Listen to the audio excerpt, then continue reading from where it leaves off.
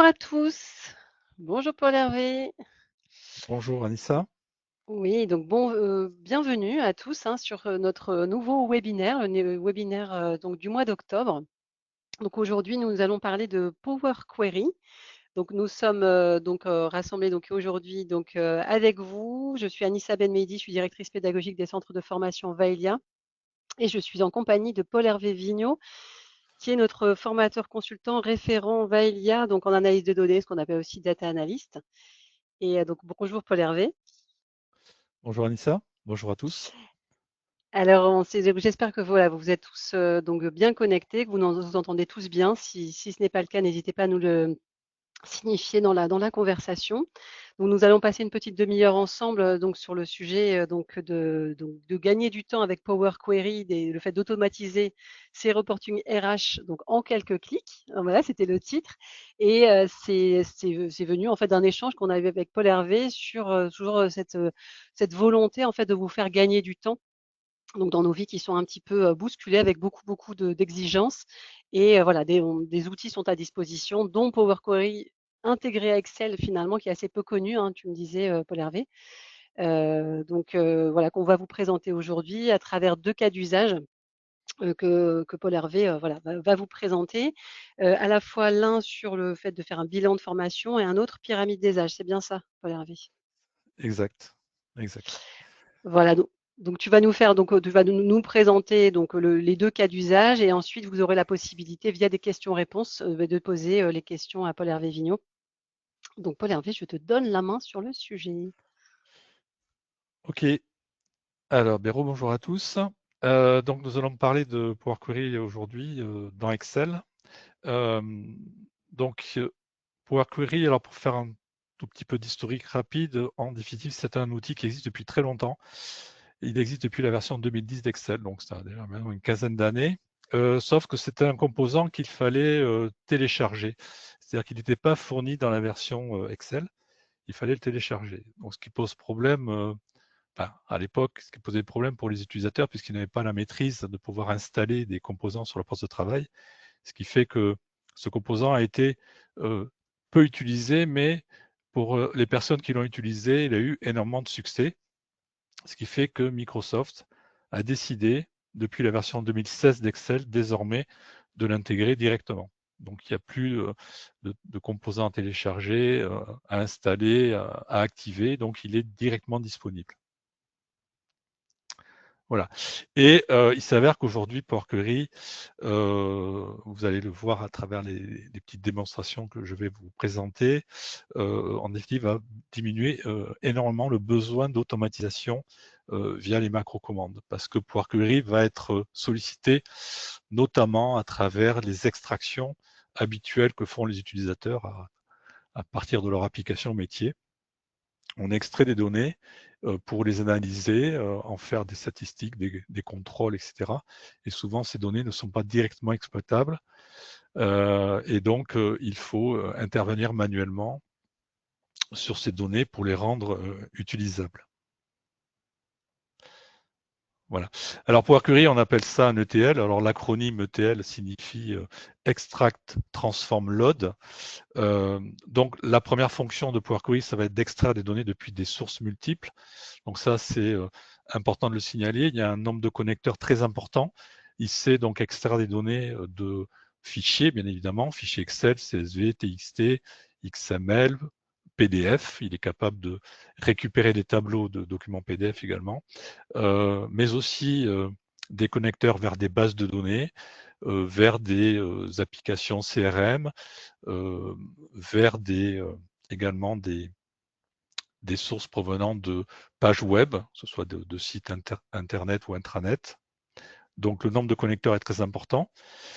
Une fois que ces données sont rapatriées, elles sont en définitive importées, puisque le principe c'est de faire du copier-coller, en maintenant, et ça c'est très important pour la suite, une liaison avec le fichier d'origine, ce qui nous permettra de pouvoir réactualiser toutes les transformations qu'on va appliquer sur ces données. Donc l'objectif numéro 2, c'est de transformer ces données à travers un certain nombre d'opérations possibles que je vais vous présenter en partie.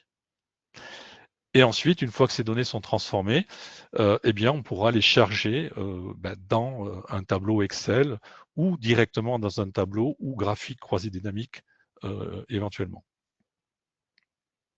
Voilà, voilà la petite image vous explicite peut-être un peu plus. Donc, ces 3 actions d'extraction, de transformation. Donc, transformation, ça va de l'opération de nettoyage. Hein. Souvent, on a besoin d'éliminer des colonnes, des lignes, retravailler certaines colonnes qui ne sont pas directement exploitables.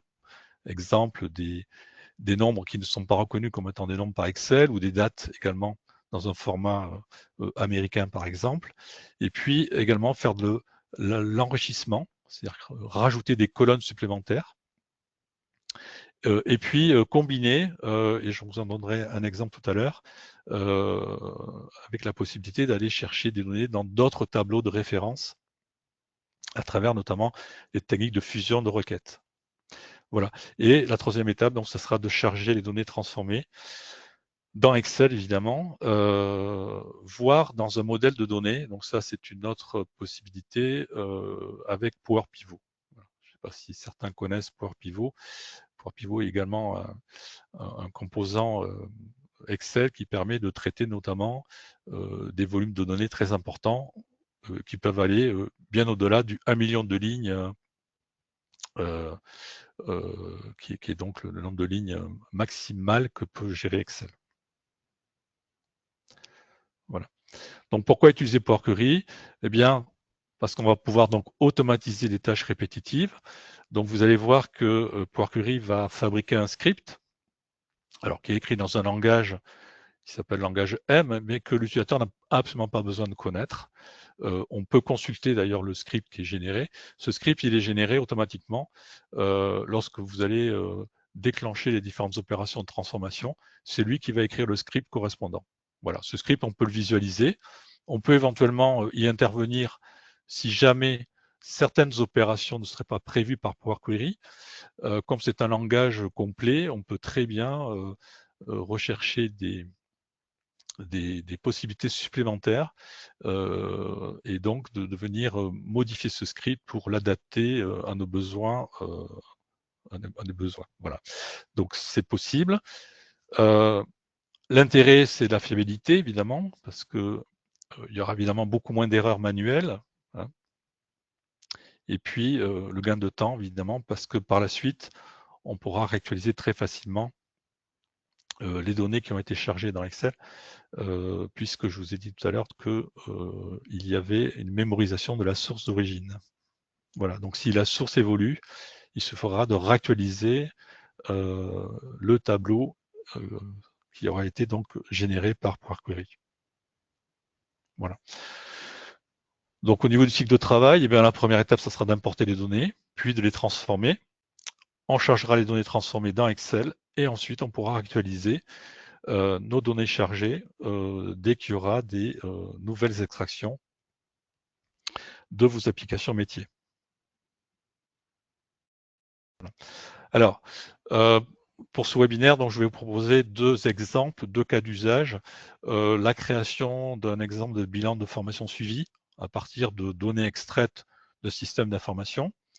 Et puis, dans un 2e exemple, la création d'un graphique pyramide des âges pour compter le nombre de salariés de l'entreprise par tranche d'âge et par sexe. Voilà. Alors, je vais procéder à la première démonstration.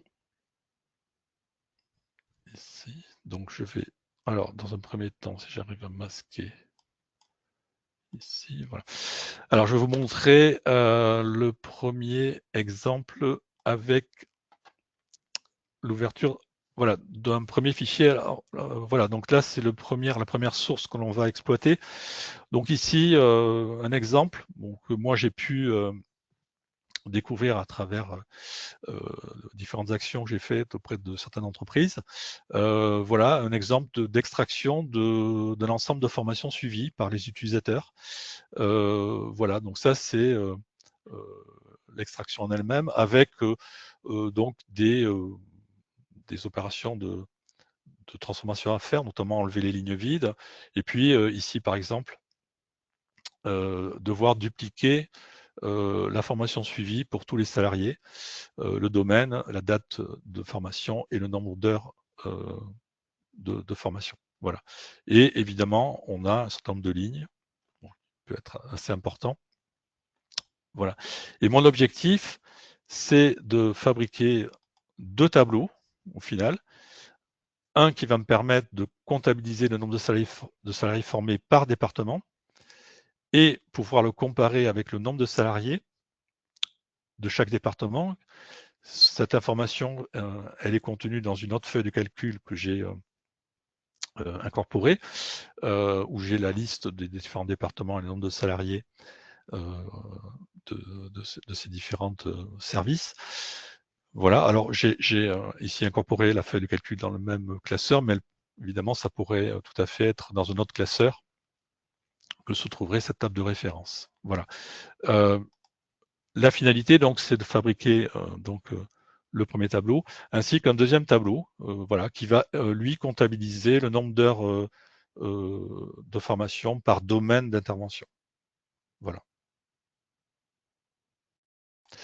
Bien, donc je vais fermer ce classeur et je vais donc lancer Excel. Partir d'un classeur vierge et donc, dans un premier temps, charger les données donc de la feuille de calcul que je vous ai montré précédemment. Pour cela, on va solliciter l'onglet données. Donc, c'est là que va se trouver en définitive l'utilisation de Power Query à travers le bouton obtenir des données qui va nous permettre d'aller chercher la source qu'on a besoin d'analyser. Donc, tout à l'heure, je vous parlais de possibilité de récupérer des données provenant de fichiers. Donc ici, vous avez la liste des différents fichiers que c'est traité Power Query. Je préciserai pour les fichiers PDF, parce que ça intéresse souvent les utilisateurs, il faut que dans le fichier PDF, à l'origine, il y ait bien un tableau qui soit construit, et non pas une image. Voilà. Ça peut être des bases de données. Donc ici, vous avez toutes les bases de données que l'on trouve dans les différentes entreprises. Azure, qui est une plateforme de distribution de serveurs, une plateforme d'abonnement à des serveurs. Fabric Power Platform, qui est toute la partie Power BI. Bon, je ne sais pas, également certains d'entre vous peut-être connaissent Power BI, et d'ailleurs dans le cas de Power BI, on peut solliciter aussi Power Query, qui est proposé aussi dans Power BI, donc qui est un outil qui permet de faire du reporting, publié sur un portail. Voilà. Ensuite, services en ligne, comme par exemple tout ce qui est outils CRM, qui peuvent être des sources potentielles de Power Query, et puis d'autres sources pêle-mêle, et notamment des sources à partir du web, qui est un connecteur qui est important de connaître dans le cas où mes sources se trouvent sur un site SharePoint, voire dans une équipe Teams.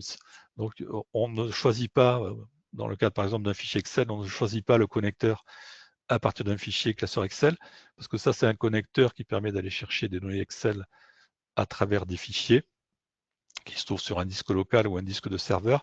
Mais pour ce qui est donc de fichiers Excel qui se trouveraient sur un SharePoint ou un Teams, il faut partir du web, parce qu'on doit besoin de récupérer ce qu'on appelle une URL. Bon, ça, c'est des choses que l'on voit dans nos formations, bien évidemment. Voilà. Alors, dans mon cas, je vais choisir classeur Excel.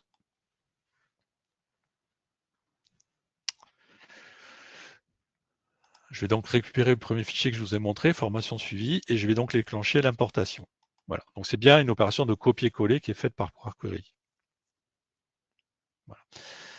Alors, comme la source est un fichier Excel et que potentiellement il peut avoir plusieurs feuilles de calcul, voici les différentes feuilles qui sont proposées. Donc, celle qui m'intéresse, c'est la feuille détail, c'est elle qui contient les différentes formations qui ont été effectuées. Voilà, donc je vais cocher cette option pour pouvoir récupérer donc la feuille détail et également la feuille département, puisque c'est elle qui possède le nombre de salariés que j'ai besoin de comparer avec le nombre de salariés formés. Voilà. Et je vais donc transformer les données pour directement accéder à Power Query. L'option charger, ce serait l'option que je choisirais si je pouvais récupérer ces données directement sans avoir besoin de faire des opérations de transformation parce que mes données sont directement exploitables. Voilà. Et là, je vais donc véritablement lancer l'auditeur Power Query. On voit d'ailleurs son nom dans la barre de titre, avec donc mes deux requêtes que j'ai récupérées par le principe du copier-coller ou de l'importation. Voilà. Alors, le premier travail que je vais réaliser, c'est d'améliorer donc la source que j'ai récupérée. Vous voyez ici les lignes vides. Donc, les cellules qui sont vides sont indiquées par le mot-clé nul. C'est une façon de dire que la cellule est vide. Alors, je vais donc, dans un premier temps, supprimer les lignes vides, ici. Voilà. Et puis, j'ai besoin de réitérer l'information des colonnes formation suivie, domaine et date, puisque ici, il faut que je duplique ces valeurs. Et pour ça, je vais solliciter une fonction de transformation de remplissage vers le bas. Voilà. Et ce qui concerne le nombre d'heures, ici, je vais choisir de remplacer les valeurs nulles par 0, puisque on peut imaginer que pour une formation qui a été suivie par plusieurs utilisateurs, mais il y a eu 14 heures de formation qui ont été suivies, et non pas 14 fois le nombre de salariés. En tout cas, c'est un choix que je fais ici dans mon exemple. Donc, je vais remplacer les valeurs nulles, ici, par 0.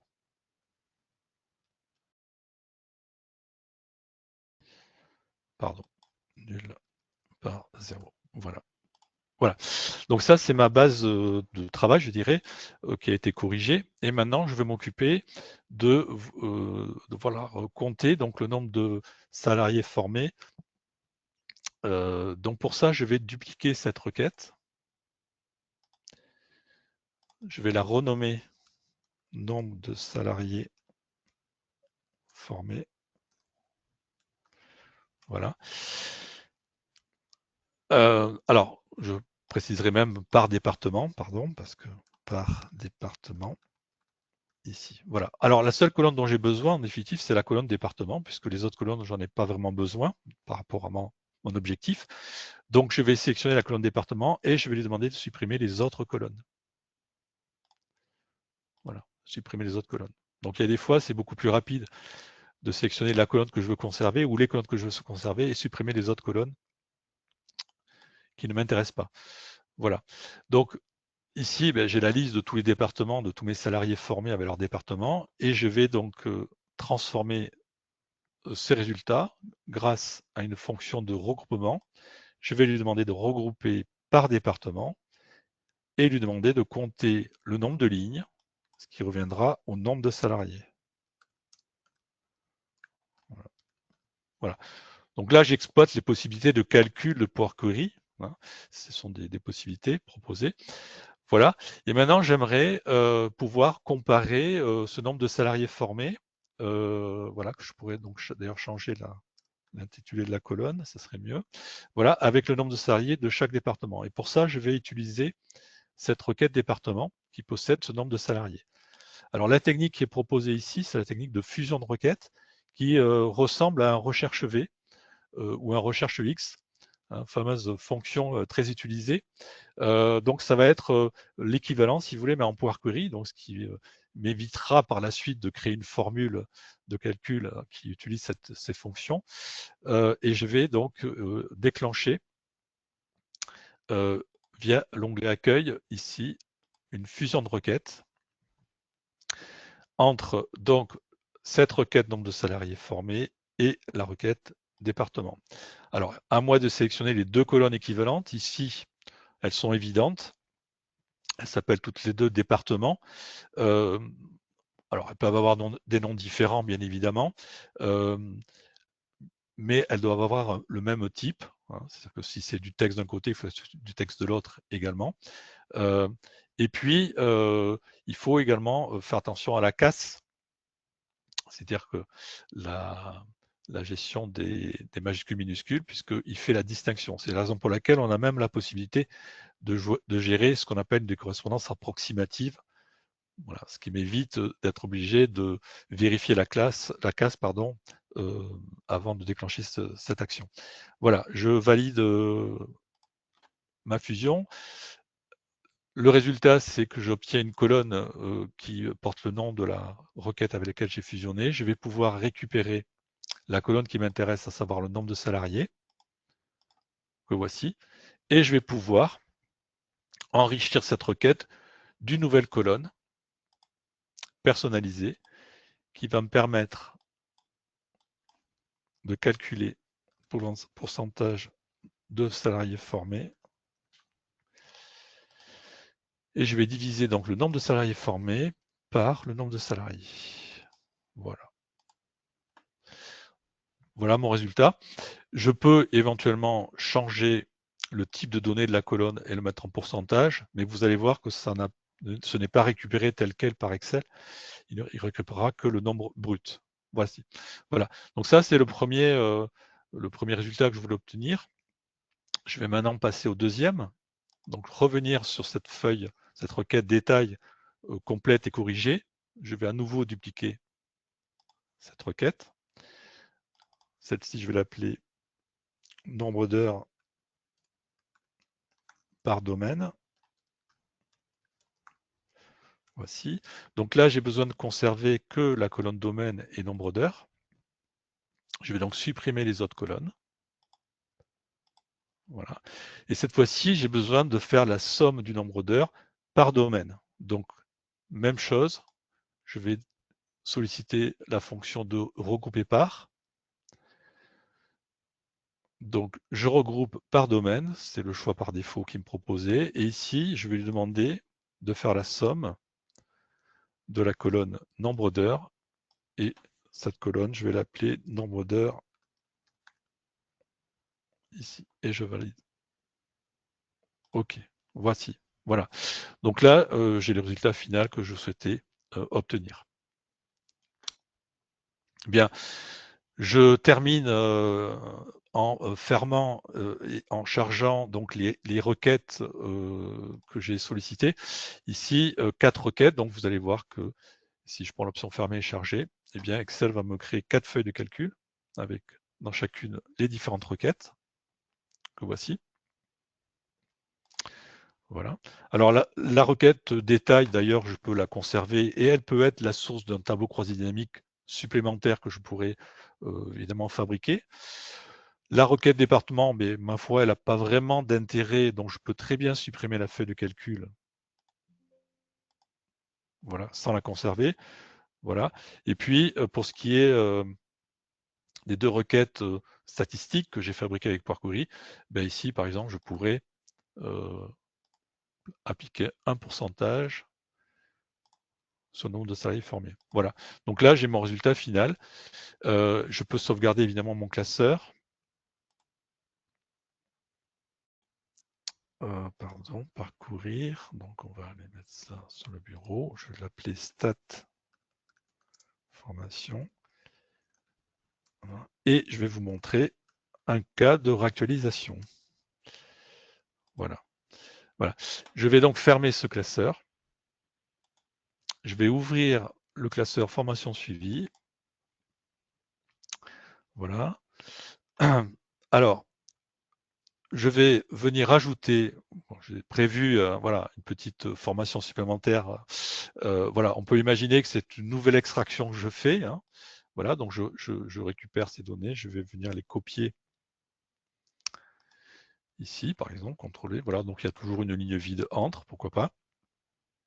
Voilà, je vais enregistrer mon fichier. Donc là, vous voyez par exemple que j'ai notamment une personne des ressources humaines en plus qui va être formée. Donc logiquement, donc je vais fermer ce fichier maintenant.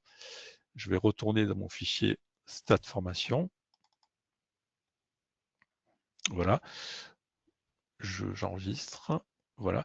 Et là, normalement, je devrais avoir une personne de plus qui a été formée si je ne me suis pas trompé. Donc, je vais donc ici réactualiser. Alors, il y a un bouton qui est intéressant à utiliser, c'est réactualiser tout, qui va actualiser toutes les requêtes. Voilà.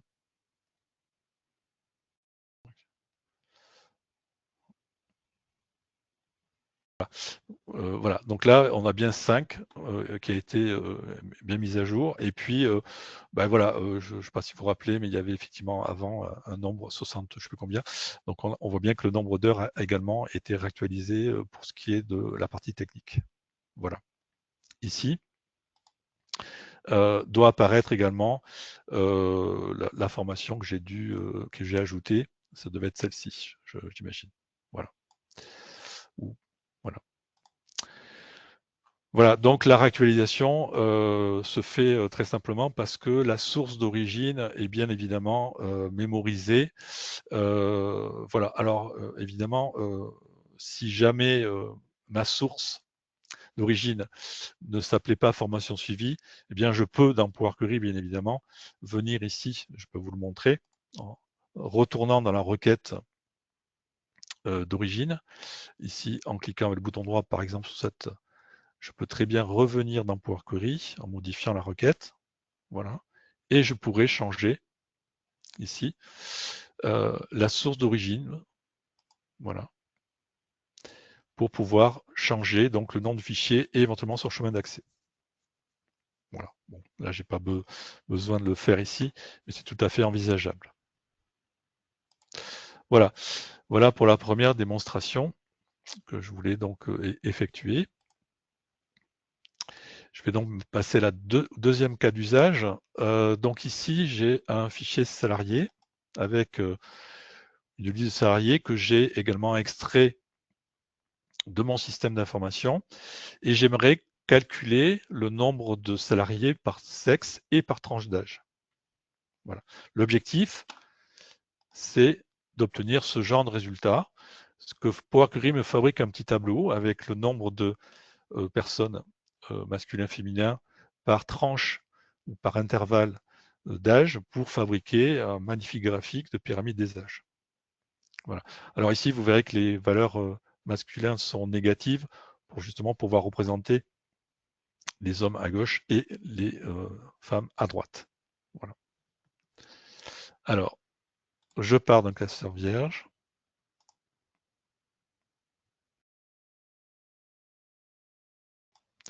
Je vais donc, comme tout à l'heure, récupérer les données de mon fichier Excel qui s'appelle donc salarié. Je suis en train de dépasser un petit peu le timing. Je récupère donc mes données ici. Je vais donc les transformer. Voilà. Alors, ici, ben, tiens, c'est l'occasion de vous montrer. Ici, on voit des espaces qui ont été introduits. Voilà. Alors, on va régler ce problème d'espace éventuel. Alors, on a la possibilité d'en transformer, de supprimer les espaces inutiles. C'est cette action ici qui supprime les espaces à gauche et à droite, mais pas à l'intérieur. Voilà. Donc, ça, c'est pour enlever ces espaces inutiles. Et j'en profite également, vous voyez, ici, pour changer la casse. Et là, je voudrais que mettre la première lettre de chaque mot en majuscule pour avoir quelque chose d'uniforme. Après, je peux vérifier ici que mes données sont bien correctes. Voilà. Alors, je vais travailler à partir de la date de naissance. Je vais demander à Power Query de me calculer l'âge de la personne. Alors pour ça, on a un bouton qui permet de calculer l'âge, vous voyez ici. Voilà. Alors, la valeur que j'obtiens, c'est un nombre de jours qui s'est écoulé entre la date du jour et la date de naissance. Donc, ça veut dire que la date du jour est prise en compte, ce qui veut dire que ma pyramide des âges va évoluer de jour en jour. Voilà, ça c'est ça qui est intéressant. Alors, là, c'est le nombre de jours que j'ai. Je vais améliorer ça. Je vais préférer qu'ils me fournissent le total d'années. Donc, j'ai un total d'années en centièmes qui est généré. Et ce que je voudrais, c'est ne garder que la partie entière donc inférieur, donc à l'entier inférieur, donc je vais prendre l'arrondi à l'entier inférieur ici pour avoir mes âges. Je vais peut-être renommer la colonne, je vais l'appeler peut-être âge éventuellement. Voilà. Et maintenant, ce que je voudrais, c'est fabriquer une colonne qui m'affecte pour chaque salarié la tranche d'âge. Donc pour ça, je vais ajouter une colonne à partir d'exemples, à partir de la sélection. Alors ça, c'est une technique qui permet de fabriquer une colonne, de remplir une colonne en fonction d'un modèle que je vais lui proposer. Voilà. Donc, je vais ici Alors, la première personne de 52, donc elle est entre 50 à 55. Je valide. Et vous voyez que la colonne va être automatiquement remplie. Je peux le vérifier avec les bonnes tranches d'âge. Je vais renommer la colonne, par exemple, intervalle. OK. Et voici ma colonne. La colonne âge, j'en ai plus besoin. La colonne nom, j'en ai plus besoin. Je les supprime. Voilà. Et maintenant, ce que j'ai besoin de faire, c'est de compter le nombre d'employés par sexe et par intervalle. Donc, je vais à nouveau utiliser cette fonction de regrouper par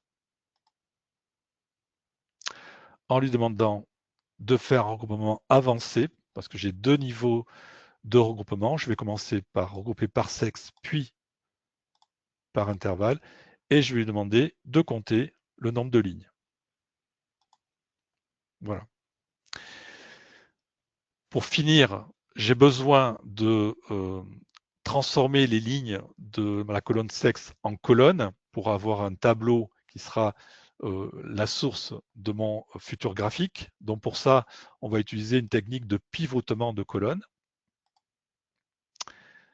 et lui demander que ces colonnes qui vont être créées, donc masculin, féminin, soient remplies non pas de l'intervalle, mais du nombre, c'est-à-dire de la colonne nombre. Et j'obtiens le résultat final, les intervalles, les nombres de personnes du sexe masculin, du sexe féminin. Je vais également, puisque je vous avais dit tout à l'heure qu'il faut que je mette la valeur négative pour le masculin pour la voir plutôt à gauche, je vais donc ici solliciter une fonction de transformation, donc de multiplication par -1. Voilà. Et je renomme cette requête que j'appelle pyramide. Voilà, j'ai terminé, je ferme et je charge et je récupère bien mon tableau de statistiques. À partir de ce tableau, je crée un graphique barre empilé. Voilà, et voilà. Alors je peux éventuellement venir ajouter les étiquettes de données, voilà, qui sont ici. Alors on voit notamment, alors là, je vous fais peut-être un petit cours Excel, mais voilà, je vais mettre peut-être une couleur blanche parce qu'en fait, je ne vois pas trop le nombre. Voilà. Pardon, je me suis trompé d'ailleurs. C'était pas le bon, ça, c'était le. Pardon, c'était les en-têtes. Donc ça, ici, il faut que j'aille sur l'axe. Ici, voilà. Et que je modifie ici les étiquettes et que je les mette en bas plutôt pour les voir. Voilà. C'est plutôt les étiquettes de données. Voilà, les étiquettes de données sont là. Je vais plutôt les mettre donc en couleur blanche. Voilà. Pareil pour elle. Voilà, bon. OK. Voilà. Et puis alors pour gérer les valeurs négatives, c'est pas très comment dire, très présentable, on va dire. Donc je vais ici, par un format de nombre, venir lui demander donc la partie positive. Il affiche la partie entière. Pour la partie négative, la partie entière aussi, mais sans le signe négatif. Vous voyez, comme ça me permet d'avoir donc les nombres positifs. Et je peux faire pareil pour l'axe aussi. Des abscisses en fournissant également le même format. Voilà, pour avoir les nombres positifs. Voilà, je change le titre, je l'appelle pyramide. Voilà, et c'est fait. Je sauvegarde mon classeur. Voilà. Alors ça va un peu vite, mais c'est le besoin de démonstration. Pendant les formations, on prend notre temps, bien évidemment. Donc je l'appelle pyramide. Voilà, c'est fait. Je ferme ce fichier et je vais venir rajouter un nouveau salarié de plus. Alors, j'aurais pu le vérifier avant, bon, tant pis, on va le vérifier avant. Donc ici, j'ai prévu voilà, un nouvel export, par exemple. Alors vous voyez tout simplement, ce que je fais, c'est que je sélectionne toutes les lignes, je les supprime. Voilà. Je garde la même base si vous voulez. Je viens coller les nouvelles valeurs issues d'une exportation nouvelle que j'ai faite. Je copie ces valeurs et je viens les coller sur la première cellule disponible. ici. Voilà. D'accord? J'enregistre. Voilà. Je ferme. J'ouvre mon fichier pyramide des âges. Alors, ici, pour vérifier, je pourrais vite fait faire une somme. Voilà. Ok, voilà, donc là j'ai a priori, je fais vite fait, j'ai ah oui, donc là j'ai nombre négatif, 392 et 412, ça doit faire du, si je compte bien, 800 et quelques, 804 on va dire, 804, voilà. Donc si maintenant ici je réactualise, voilà. Alors pardon, pour actualiser, il faut que je... Ah, excusez-moi, là j'ai... Mais ça y est, je crois que c'est fait. Voilà, voilà, 384, 425, et mon graphique a été réactualisé de la même façon. Voilà, donc voilà. Alors, encore une fois, hein, si jamais votre fichier source change de nom ou d'emplacement, il suffit d'aller changer la source dans Power Query. Voilà, voilà les deux démonstrations que je voulais vous montrer. Ouais, merci beaucoup, Paul Hervé. Et je laisse Oui, donc on va conclure. On conclure. va conclure. Ouais, Voilà. on va conclure tout à fait, parce qu'effectivement, la promesse qui vous a été faite, c'était de gagner du temps, de vous donner des bases pour gagner du temps avec Power Query. Nous espérons que vous avez découvert à la fois la possibilité, pour ceux qui ne connaissaient pas Power Query, les possibilités offertes par l'outil. Pour ceux qui le connaissaient, d'avoir effectivement des bases pour le connaître davantage. Alors effectivement, vous avez fait la promesse de gagner du temps et on dépasse un petit peu le temps. Donc on va faire relativement rapide les questions, réponses. Donc dans le chat, en tout cas, je n'ai pas vu de questions-réponses, de questions particulières. De toute façon, si vous aviez des questions par la suite ou le souhait d'aller plus loin, et bien évidemment, vous pouvez le faire via nos formations. Donc, Vaelia propose une formation donc Power Query qui s'appelle Maîtriser les fonctionnalités Power Query avec Excel, qui est animée notamment par Paul Hervé Vigneault, qui vous en a fait des démonstrations aujourd'hui. Donc voilà, n'hésitez pas à nous solliciter. Donc nos conseillers sont à votre disposition pour pouvoir répondre à vos questions. Alors, pardon, Oui, je te coupe. Je oui, précise je que t'en dans prie. cette formation de 2 jours, on voit pas mal de techniques de Power Query et on essaie de gérer des cas que nous, on a rencontrés, qu'on rencontre souvent. Voilà, mais on est aussi ouvert à des cas particuliers.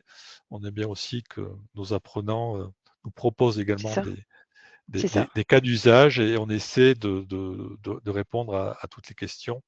Tout, Voilà, en tout cas, c'est ouais, 2 journées de manipulation qui font que, au bout de 2 jours, vous aurez une bonne idée de tout ce qu'on peut faire avec Power Query. tout Voilà. à fait. Tu as raison, Paul Hervé. D'autant que si vous avez d'autres cas d'usage qui pourraient vous intéresser, n'hésitez pas à nous en faire part. Vous allez recevoir un questionnaire juste après la fin du webinaire. Voilà, s'il y a des cas d'usage qui vous sont utiles dans votre cadre professionnel, plus vous nous les communiquerez, plus on pourra les intégrer via les prochains webinaires qu'on fera, mais aussi, comme vient de le dire Paul Hervé, dans le cadre des formations qu'on dispense. Donc, voilà pour les formations courtes. Donc, vous savez, donc Vaelia, nous sommes centre de formation, CFA, mais nous proposons également du micro-learning. Et dans le cadre de la LearnBox, qui est une solution d'apprentissage instantané donc pour le quotidien, vous retrouverez également des tutos Power Query. Donc n'hésitez pas aussi à nous solliciter pour connaître davantage cet outil de LearnBox. Je crois qu'il est temps de nous dire au revoir. De toute façon, si vous voulez en savoir plus sur nos formations, sur Vaelia, nous sommes bien évidemment à votre disposition par téléphone notamment, mais aussi via le site web où vous retrouvez toutes les données. Donc, nous vous remercions encore de votre participation. Merci beaucoup, Paul Hervé, en tout cas pour ces 2 démonstrations qui, nous l'espérons, vous ont éclairé au mieux. Merci à vous et à bientôt dans Bonne nos journée. formations. À bientôt. Au revoir. Au revoir.